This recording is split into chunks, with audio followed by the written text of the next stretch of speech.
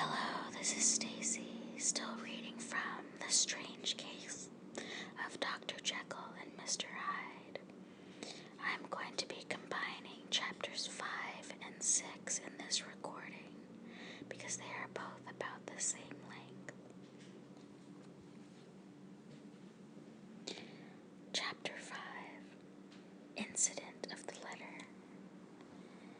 It was late in the afternoon when Mr. Utterson found his way to Dr. Jekyll's door, where he was at once admitted by pool and carried down by the kitchen offices and across a yard, which had once been a garden, to the building which was indifferently known as the laboratory or dissecting rooms.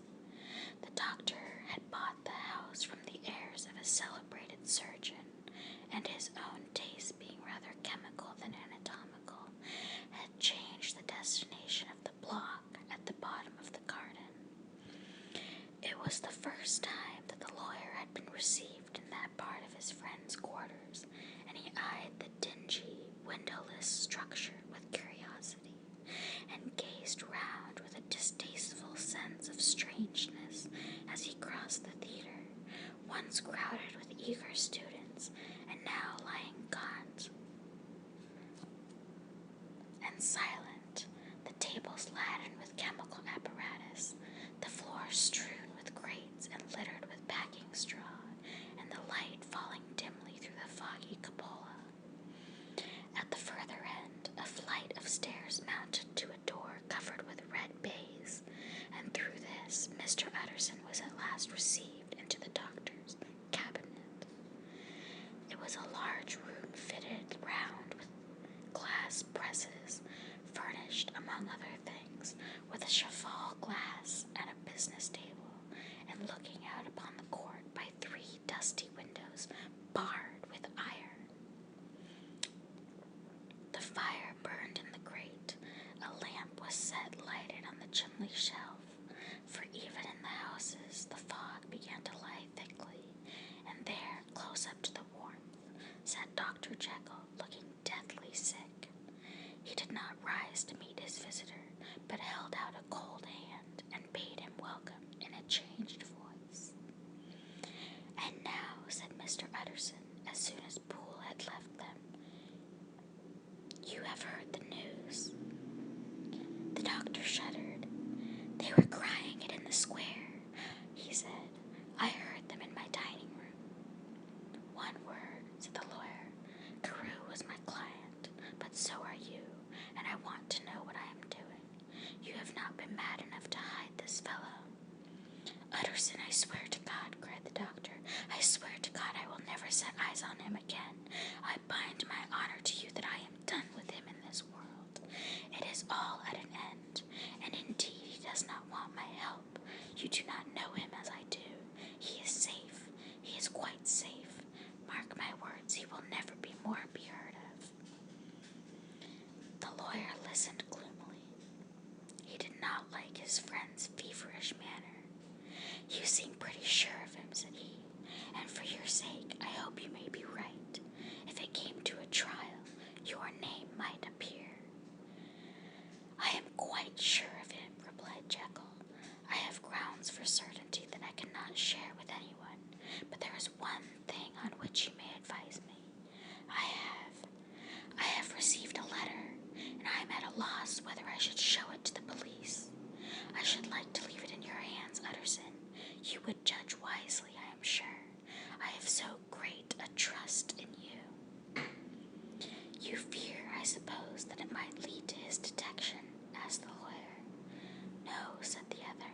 "I cannot say that I care what becomes of Hyde. I am quite done with him.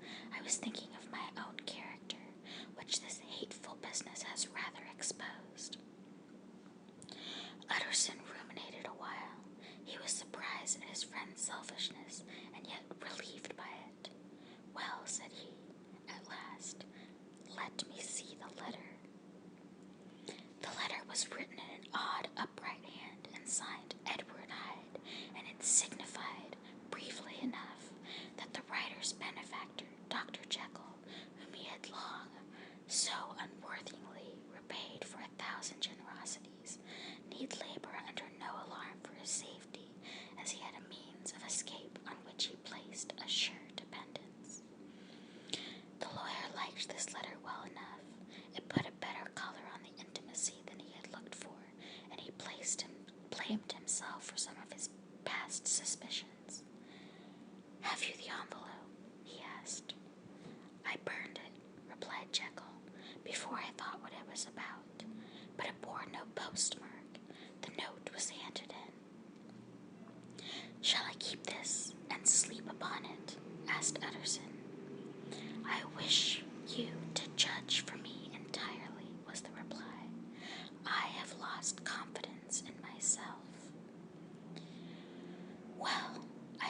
consider, returned the lawyer, and now one word more. It was Hyde who dictated the terms in your will about that disappearance. The doctor seemed seized with a qualm of faintness. He shut his mouth tight and nodded. I knew it, said Utterson. He meant to murder you. You had a fine escape. I have had what is far more to the purpose, returned the doctor solemnly. I have had a lesson. Oh God, Utterson, what a lesson I have had. And he covered his face for a moment with his hands. On his way out, the lawyer stopped and had a word or two with Poole. By the by, said he, there was a letter handed in today. What was the messenger like? But Poole was positive nothing had come except by post, and only circulars by that, he added. This news sent off the visitor with his fears renewed. Plainly the latter had come by the laboratory door. Possibly, indeed, it had been written in the cabinet, and if that were so, it must be differently judged and handled with the more caution. The newsboys, as he went, were crying themselves hoarse along the footway. Special edition, shocking murder of an MP. That was the funeral oration of one friend and client, and he could not help a certain apprehension lest the good name of another should be sucked down in the eddy of the scandal. It was, at least, a ticklish decision that he had to make, and self-reliant as he was by habit, he began to cherish a longing for advice. It was not to be had by directly, but perhaps he thought it might be fished for. Presently after, he sat on one end of his own hearth with Mr. Guest, his head clerk, upon the other, and midway between, at a nicely calculated distance from the fire, a bottle of a particular old wine that had long dwelt unsunned in the foundations of his house. The fog still slept on the wing above the drowned city, where the lamps glimmered like carbuncles, and through the muffle and smother of these fallen clouds, the procession of the town's life was still rolling in through the great arteries with a sound of a mighty wind. But the room was gay with firelight. In the bottle the acids were long ago resolved. The imperial dye had softened with time, as the color grows richer in stained windows, and the glow of hot autumn afternoons on hillside vineyards was ready to be set free and to disperse the fogs of London. Insensibly the lawyer melted. There was no man from whom he kept fewer secrets than Mr. Guest, and he was not always sure that he kept as many as he meant. Guest had often been on business to the doctor's. He knew Poole. He could scarce have failed to hear of Mr. Hyde's familiarity about the house. He might draw conclusions. Was it not as well, then, that he should see a letter which put that mystery to right? And above all, since Guest, being a great student and critic of handwriting, would consider the step natural and obliging. The clerk, besides, was a man of counsel. He could scarce read so strange a document without dropping a remark, and by that remark Mr. Utterson might shape his future course. This is a sad business about Sir Danvers, he said. Yes, sir, indeed. It has elicited a great deal of public feeling, returned Guest. The man, of course, was mad. I should like to hear your views on that, replied Utterson. I have a document here in his handwriting. It is between ourselves, for I scarce know what to do about it. It is an ugly business at the best, but there it is, quite in your way, a murderer's autograph. Guest's eyes brightened, and he sat down at once and studied it with a passion. No, sir, he said, not mad, but it is an odd hand, and by all accounts a very odd writer, added the lawyer. Just then the servant entered with a note. Is that from Dr. Jekyll, sir? Inquired the clerk. I thought I knew the writing. Anything private, Mr. Utterson? Only an invitation to dinner. Why do you want to see it? One moment. I thank you, sir. And the clerk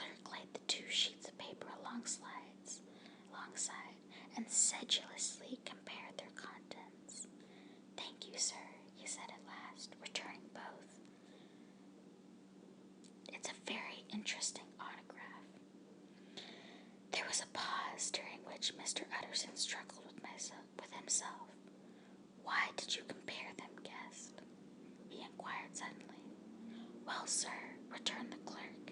"There's a rather singular resemblance. The two hands are in many points identical, only differently sloped."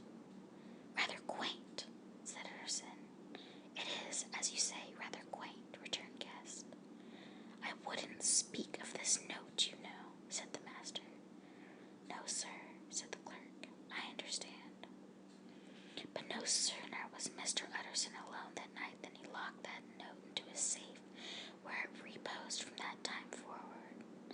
"What," he thought, "Henry Jekyll forged for a murderer?"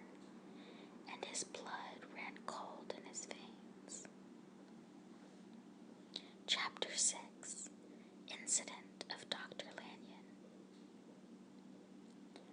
Time ran on. Thousands of pounds were offered in reward, for the death of Sir Danvers was resented as a public injury, but Mr. Hyde had disappeared out of the ken of the police as though he had never existed. Much of his past was unearthed, indeed, and all disreputable. Tales came out of the man's cruelty, at once so callous and violent, of his vile life, of his strange associates, of the hatred that seemed to have surrounded his career, but of his present whereabouts, not a whisper. From the time he had left the house in Soho on the morning of the murder, he was simply blotted out, and gradually, as time drew on, Mr. Utterson began to recover from the hotness of his alarm, and to grow more at quiet with himself. The death of Sir Danvers was, to his way of thinking, more than paid for by the disappearance of Mr. Hyde.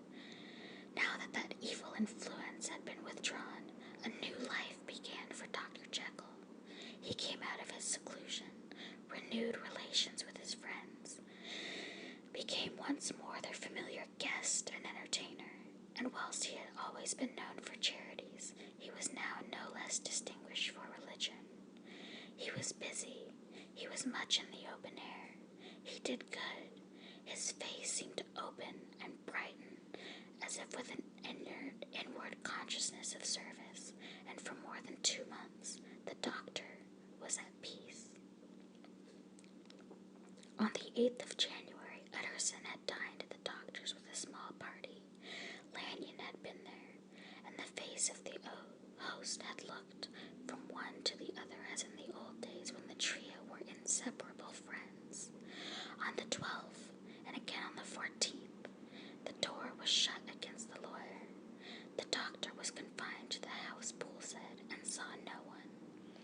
On the 15th he tried again, and was again refused, and having now been used for the last 2 months to see his friend almost daily, he found this return of solitude to weigh upon his spirits.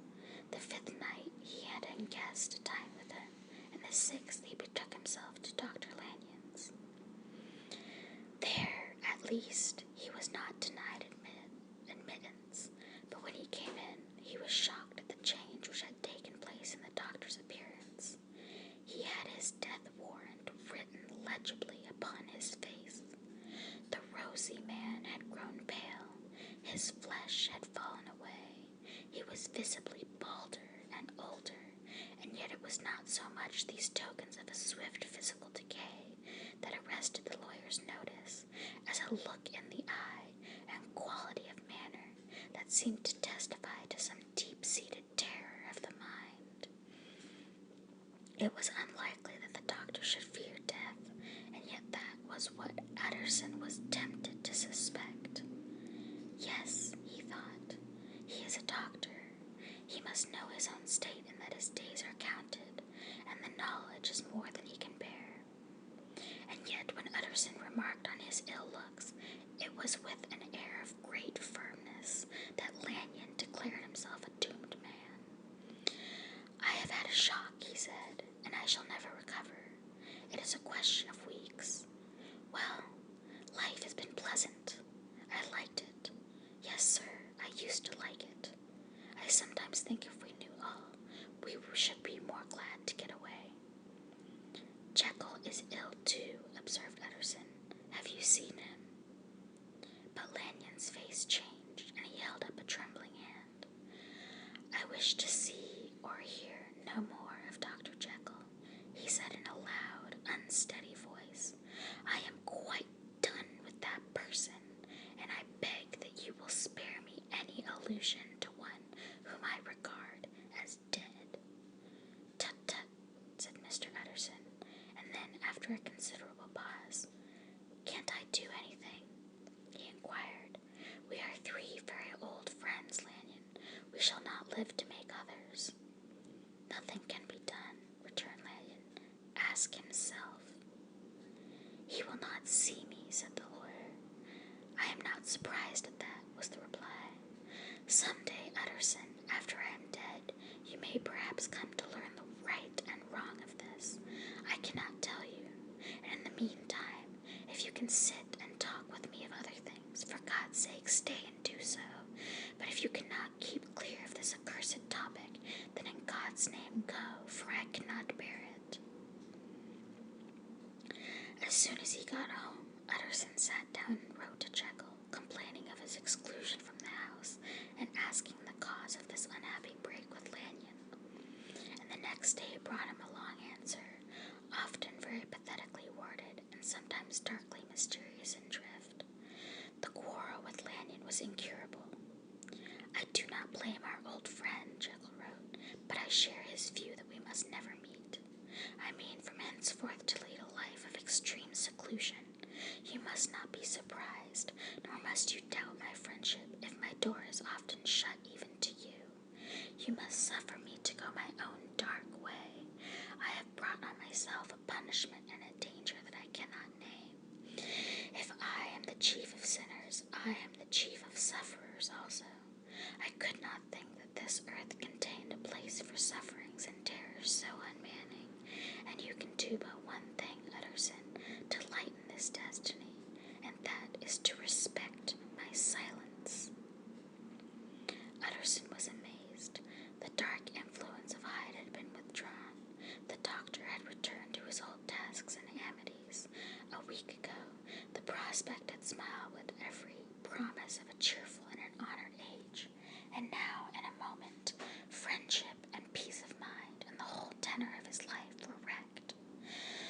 So great and unprepared a change pointed to madness, but in view of Lanyon's manner and words, there must lie for it some deeper ground. A week afterwards, Dr. Lanyon took to his bed, and in something less than a fortnight he was dead. The night after the funeral, at which he had been sadly affected, Utterson locked the door of his business room, and sitting there by the light of a melancholy candle, drew out and set before him an envelope addressed by the hand and sealed with the seal of his dead friend. Private, for the hands of G.J. Utterson alone, and in case of his predeceased to be destroyed unread. So it was emphatically superscribed, and the lawyer dreaded to behold the contents. I have buried one friend today, he thought. What if this should cost me another? And then he condemned the fear as a disloyalty and broke the seal. Within there was another enclosure, likewise sealed, and marked upon the cover as not to be opened till the death or disappearance of Dr. Henry Jekyll. Utterson could not trust his eyes. Yes, it was disappearance, here again, as in the mad will which he had long ago restored to his author. Here again were the idea of a disappearance in the name of Henry Jekyll bracketed. But in the will, that idea had sprung from the sinister suggestion of the man Hyde. It was set there with a purpose all too plain and horrible. Written by the hand of Lanyon, what should it mean? A great curiosity came on to the trustee to disregard the prohibition and dive at once to the bottom of these mysteries. But professional honor and faith to his dead friend were stringent obligations, and the packet slept in the inmost corner of his private safe. It is one thing to mortify curiosity, another to conquer it, and it may be doubted if, from that day forth, Utterson desired the society of his surviving friend with the same eagerness. He thought of him kindly, but his thoughts were disquieted and fearful. He went to call indeed, and he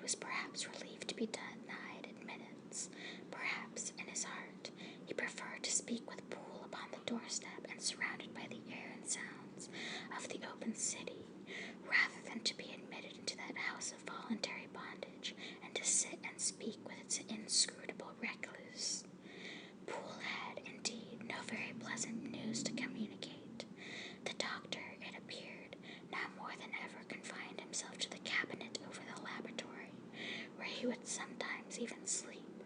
He was out of spirits. He had grown very silent. He did not read. It seemed as if he had something on his mind. Utterson became so used to the